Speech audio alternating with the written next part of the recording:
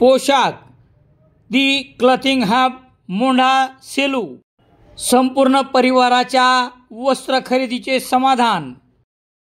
सेलू तालुक्यातील डिग्रस फाटीवर प्रवासी घेऊन जाणारा भरधाव ऑटो रस्त्याच्या खाली जाऊन पलटी झाल्याने ऑटोमधील प्रवासी महिलेचे निधन झाले तर इतर 5 प्रवासी जखमी झाले आहे। ही घटना 17 मे रोजी दुपारी 4 वाजता घडली आहे। याबाबत पोलिसांनी दिलेली माहिती याप्रमाणे।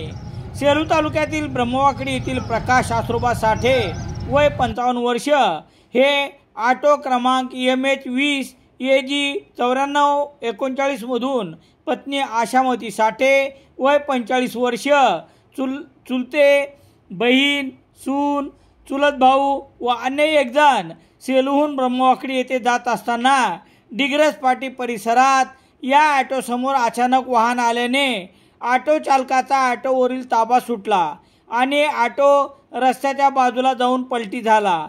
या अपघातात आशामती साठे यांचे निधन झाले तर इतर नातेवाईक जखमी झाले। घटनेची माहिती कळताच सहाय्यक पोलीस निरीक्षक प्रभाकर कवाळे, पोलीस हवालदार शिवदास सूर्यवंशी यांनी घटनास्थळी भेट देऊन महिलेचा मृतदेह शवविच्छेदनासाठी तर जखमींना उपचारार्थ उपजिल्हा रुग्णालयात दाखल करण्यात आले।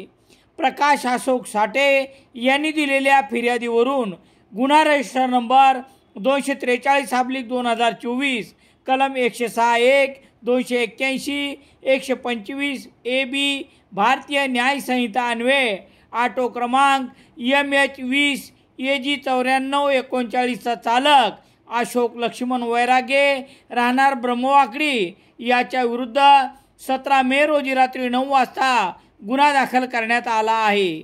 सहाय्यक पोलीस निरीक्षक प्रभाकर कवाळे यांच्या मार्गदर्शनाखाली पोलीस हवालदार शिवदास सूर्यवंशी पुढील तपास करत आहेत।